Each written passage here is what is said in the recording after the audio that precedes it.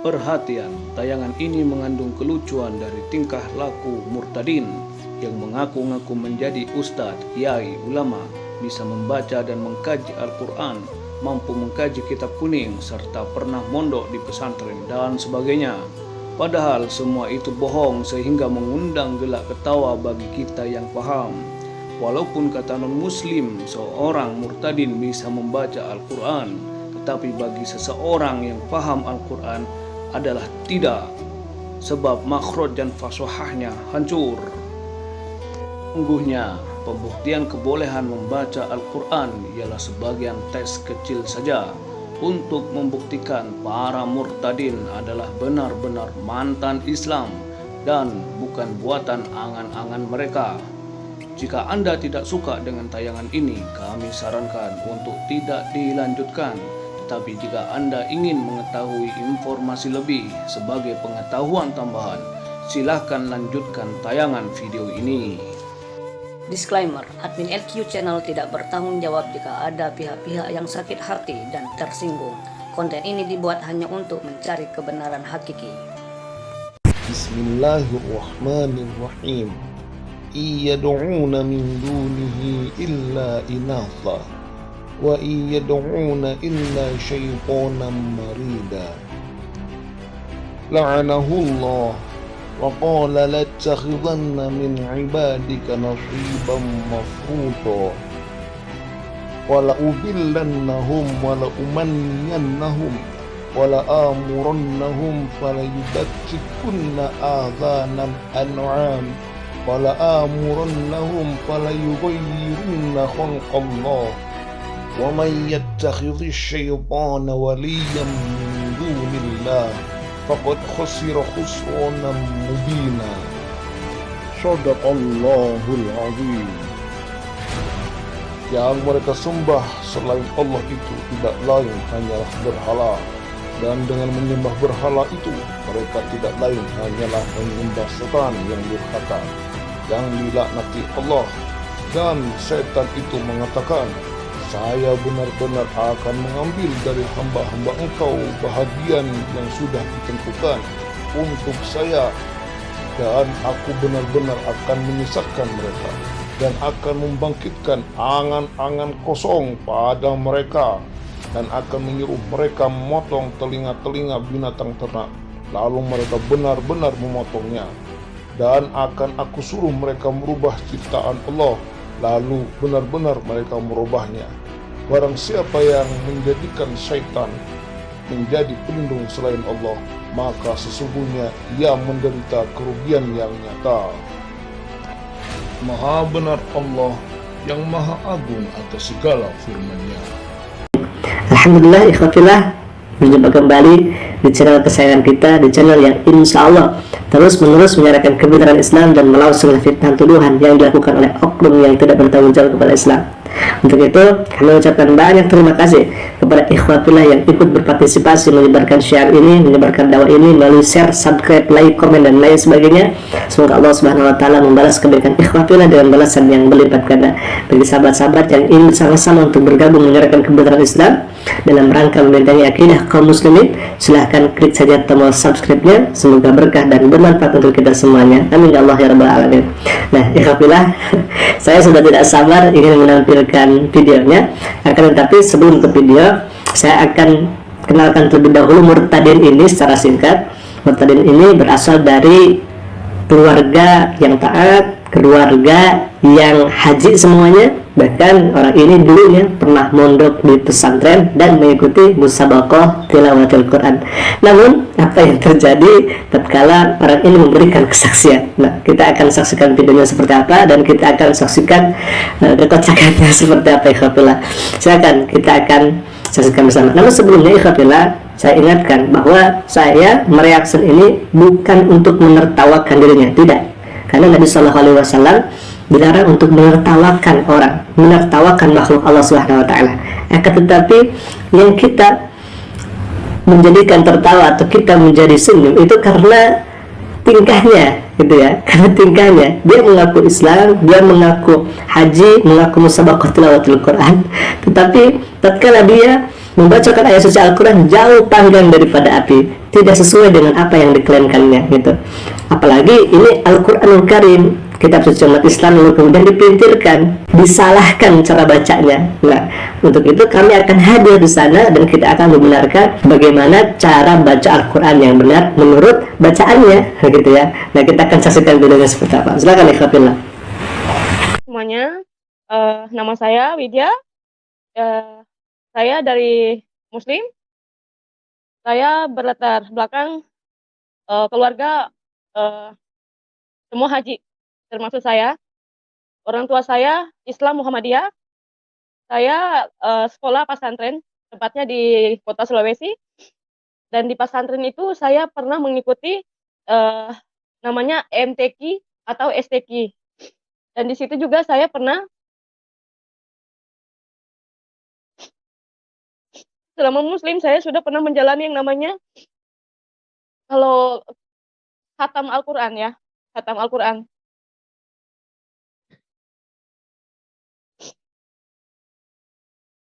Di keluarga saya diajarkan namanya sholat 5 waktu itu tidak pernah berhenti. Dalam satu hari 3 kali saya belajar tentang Islam, mengaji dari Iqra sampai juz. Baik, nah itu ikhwatillah pengakuannya bahwa katanya tadi sesuai mukadimah ya, bahwa tadi dikatakan orang ini dari keluarga haji, lalu kemudian pernah mendapat pesantren dan dia mengikuti musabaqah tilawatul Quran. Kalau yang tidak tahu musabaqah tilawatul Quran itu dari kata musabaqah itu perlombaan, sedangkan tilawah itu dari kata talayat tilawatan, artinya membaca. Dan membaca apa? Membaca Al-Quran tentunya. Jadi musabaqah tilawatul Quran, perlombaan membaca Al-Quran. Tentunya kalau misalkan perlombaan membaca Al-Quran, dia terpilih dari sekian banyaknya santri, yang mana yang dipilih itu adalah yang paling bagus, gitu ya. Baik dari segi nadanya, dari segi tajwidnya, makharijul hurufnya, penguasaan materi tatkala dia membaca Al-Quran dan sebagainya, gitu ya. Karena memang ini akan mengikuti musabaqah, artinya kan perlombaan. Gitu. Nah, tapi apa yang terjadi setelah kita melihat videonya? Namun sebelum ke sana kita akan menyaksikan dulu kesaksiannya seperti apa. Silakan. Saya berkeluarga, bersaudara 3 orang, cewek semua, perempuan semua. Kebetulan saya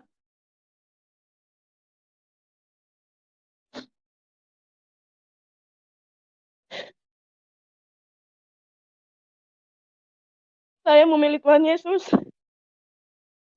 Dari sempat saya kecelakaan, koma 10 hari, dan dirawat di rumah sakit di Jakarta. Di situ saya tidak tahu dan sempat kecewa di saat saya koma. Yang datang itu kenapa bukan Tuhan yang selama ini yang saya sembah.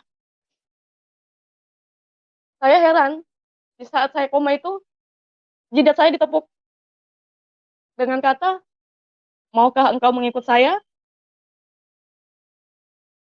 Saya di situ terdiam, tidak menjawab apa-apa. Tapi setelah itu, setelah bayangan itu datang, kenapa saya bisa bedakan? Kalau datang itu Tuhanku yang sebelumnya, itu tulisan Allah saya tahu.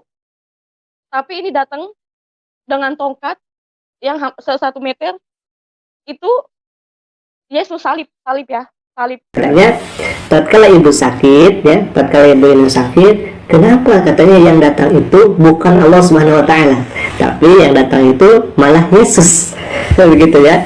Tapi yang datang malah Yesus, bukan Allah Subhanahu wa taala. Karena ibu ini mengetahui bahwa Allah itu kan lafadznya Allah seperti itu. Nah, ini keliru ya. Ini sangat keliru karena Allah Subhanahu wa taala itu bukan lafaz. Allah Subhanahu wa taala itu laisa kamitslihi syai'un. Allah berbeda dengan makhluknya, sama halnya dengan lafaz, bukan lafaz. Nah, tapi katanya Yesus malah datang kepadaku. Kenapa bukan Allah Subhanahu wa taala? Jangankan kepada kita, manusia biasa, manusia yang biasa, termasuk ibu ini, kepada nabi-nabi Allah Subhanahu wa taala, Allah Subhanahu wa taala tidak menampakkan dirinya ketika waktu di dunia ini. Ya, tidak menampakkan dirinya. Nabi Ibrahim alaihissalam tidak. pun demikian Nabi Musa alaihissalam dan berikut Nabi Muhammad SAW, Allah tidak menampakkan zatnya kepada para nabi-nabi ketika di dunia ini. Ini bukan dipercaya oleh kitab Al-Quran saja, akan tetapi dalam Bible pun juga sama demikian dijelaskan. Nah, itu yang pertama. Lalu kemudian ibu ini mengatakan, kenapa yang datang itu malah sesosok Yesus?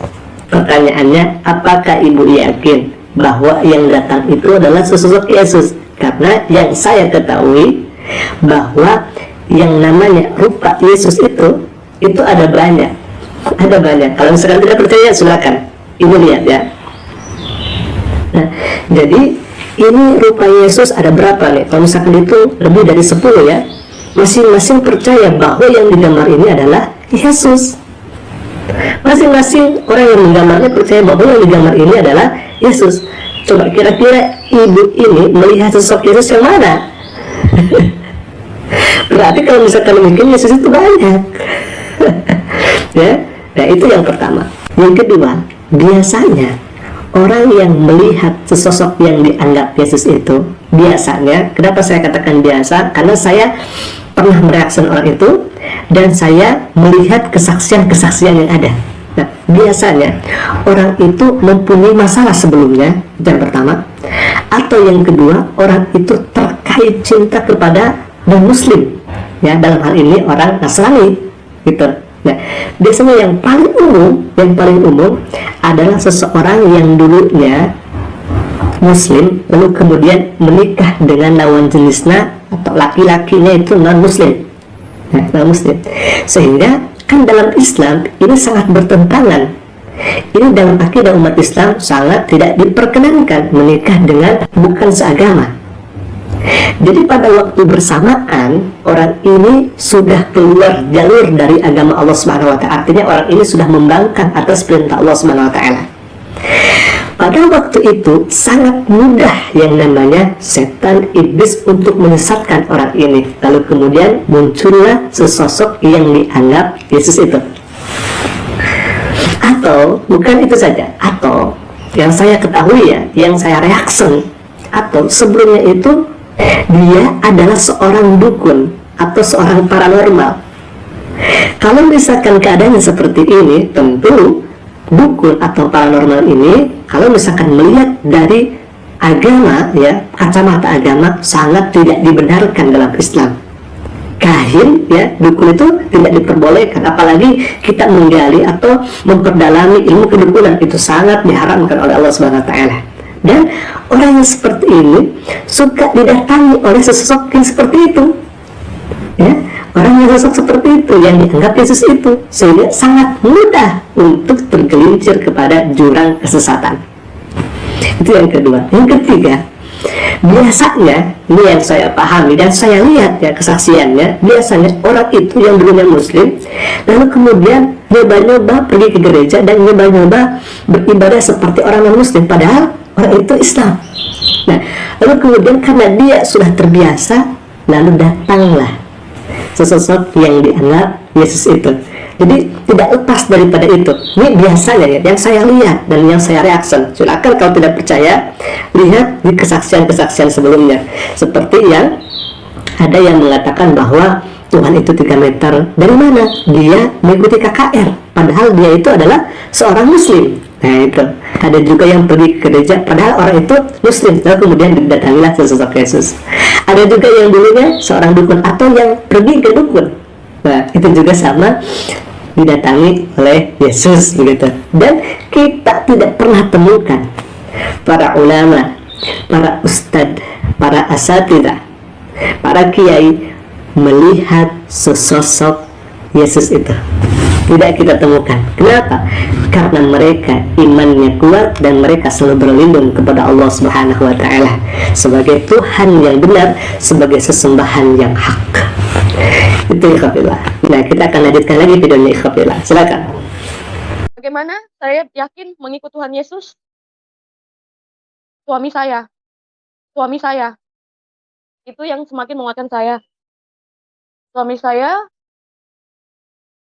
orang Batak. Saya mengikut suami Nah, ikhwafillah, barusan kita sudah jelas yang mendengarkan bahwa ternyata orang ini mengikuti suaminya orang Batak. Gitu ya. Nah, kita akan lanjutkan lagi ke video berikut ini, dan ini video yang tergokil, sahabat. Silakan ikhwafillah. Saya itu terpilih mengikuti MTQ.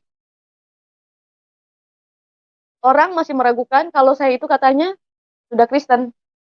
Cuma pura-pura aja dari Islam masuk Kristen. Saya di sini ingin membuktikan, atau kalau diizinkan, saya akan membuktikan saya Muslim dan pengikut Tuhan Yesus. Kalau diizinkan. Ya, silakan Mbak. Ya. Nah. A'udzubillahi minasyaitonirrajim. Bismillahirrahmanirrahim. Alhamdulillahirabbil alamin. Arrahmanirrahim. Maliki yaumiddin. Iyyaka na'budu wa iyyaka nasta'in. Ihdinas siratal mustaqim. Siratal ladzina an'amta 'alaihim ghairil maghdubi 'alaihim waladdallin. Nah, ikhwafillah, inilah pembacaan Al-Qur'anul Karim yang dibawakan oleh qari'ah kita, qari'ah terbaik MTQ Musabaqah Tilawatul Quran, yang membacakan surat Al-Fatihah.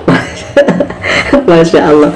Ini gimana ceritanya bisa dijadikan MTQ ya, yang mengikuti MTQ. Kalau bacaannya seperti ini, makharijul hurufnya demikian, dan tidak ada nadanya ya, tidak ada nadanya. Kalau misalkan kita melihat, saya bukan ahli MTQ dan saya bukan orang yang banyak mengikuti MTQ.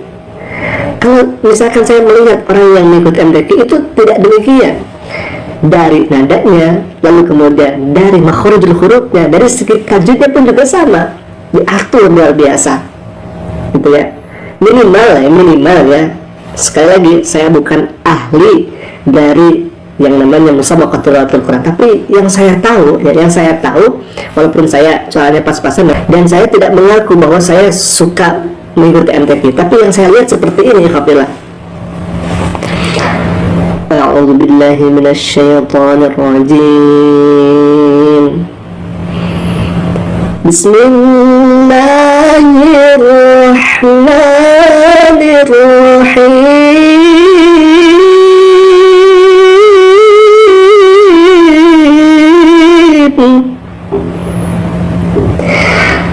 Alhamdulillahi rabbil alamin, arrahmanir rahim, maliki yaumiddin, iyyaka na'budu wa iyyaka nasta'in, ihdinas siratal mustaqim. Nah, ikhwatillah, yang saya tahu, saya bukan ahli dari MTQ, saya bukan orang yang sering musabaqah tilawatul Quran. Yang saya tahu itu demikian ya, yang saya tahu dari nadanya seperti itu. Kan ada bayati, bahawan, lalu kemudian jawabul jawab dan lain sebagainya. Itu banyak kaidahnya, dan bukan hanya itu saja, makhraj hurufnya harus bagus, lalu kemudian tajwidnya pun juga harus diperhatikan, dan dalam ayat per ayat itu dalam Al-Quran harus diperhatikan ya, harus diperhatikan betul. Tadi kalau saya simak gitu ya, saya simak itu bacaannya hampir semua setiap ayatnya itu keliru ya, apalagi di lafaz iyyaka na'budu ya di sana. Nah, pertanyaan berikutnya, apakah orang ini layak mengikuti perlombaan musabaqah tilawatul Quran atau tidak? Nah, ini nilainya kita kembalikan kepada sahabat-sahabat tasik ngaji ya, karena memang dari bacaannya, lalu kemudian dari segi nadanya kok tidak sesuai ya dengan orang-orang yang benar-benar mengikuti musabaqah tilawatul Quran ya. Nah, sahabat, mungkin itu dulu yang bisa kami sampaikan. Semoga video ini bisa menghibur kita semuanya, dan semoga Allah Subhanahu wa taala selalu menguatkan iman kita dalam Islam dan kita diwafatkan husnul khatimah. Terima kasih ikhwafillah. Assalamualaikum warahmatullahi wabarakatuh. Peringatan, konten ini tidak memiliki unsur sara dan ujaran kebencian, tetapi ini adalah media untuk mencari kebenaran yang hakiki. Silahkan untuk tidak meneruskan video ini jika Anda tidak suka. Jika Anda merasa ingin mendapatkan pengetahuan yang lebih, silahkan teruskan video ini. Kemudian renungkanlah.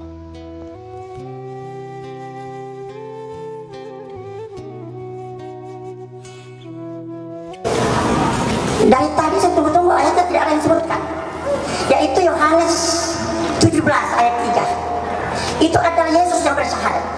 Ya. Yesus menyatakan, inilah hidup yang kekal. Hidup yang kekal artinya masuk surga. Bahwa mereka mengenal engkaulah satu-satunya Allah yang benar, dan mengenal Yesus Kristus yang engkau utus. Tidak ada Allah selain Dia, Allah Bapa. Tidak ada Allah Anak, tidak ada Roh Kudus. Yesus itu bukan Allah. Sangat jelas. Dia sudah menyatakan Allah lain itu tidak benar. Allah Anak, Allah Roh Kudus itu tidak benar. Yesus. Ini yang kalian lupa. Maka renungkanlah, mereka masuk Islam karena bersungguh-sungguh meneliti dan mengkaji keaslian daripada Injil dan Al-Quran, semata-mata untuk mencari kebenaran dari Tuhan semesta alam. Kesaksian mereka sangat kuat sebab didasari dari penelitian ilmiah. Berbeda dengan murtadin yang mengaku-ngaku ustaz, kiai, guru agama, dan sebagainya. Kemudian saat dites kebolehan membaca Al-Quran, semua salah. Maka gagal semua kesaksian murtadin itu. Seseorang yang benar-benar bisa membaca dan mengkaji Al-Quran tidak akan luntur iman Islam di dalam hatinya.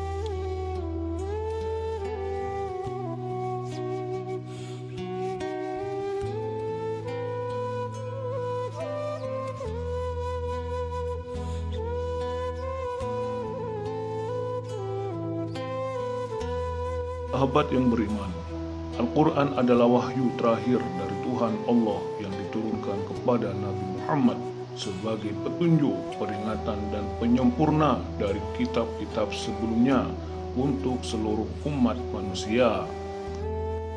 Dan Allah sendirilah yang menjaga kemurnian Al-Quran dengan dijadikannya kepada mereka hafal Al-Quran sejak Al-Quran diturunkan dari zaman Nabi Muhammad SAW hingga sekarang. Tanda-tanda kebesaran Allah adalah dijadikannya anak kecil hingga dewasa menjadi hafal Al-Quran sampai hari kiamat kelak, dan terbukti hingga saat ini. Dan itu tidak pernah terjadi pada umat Rasul-Rasul dan Nabi-Nabi terdahulu. Dan itulah mukjizat kekal Nabi Muhammad yang diturunkan oleh Allah.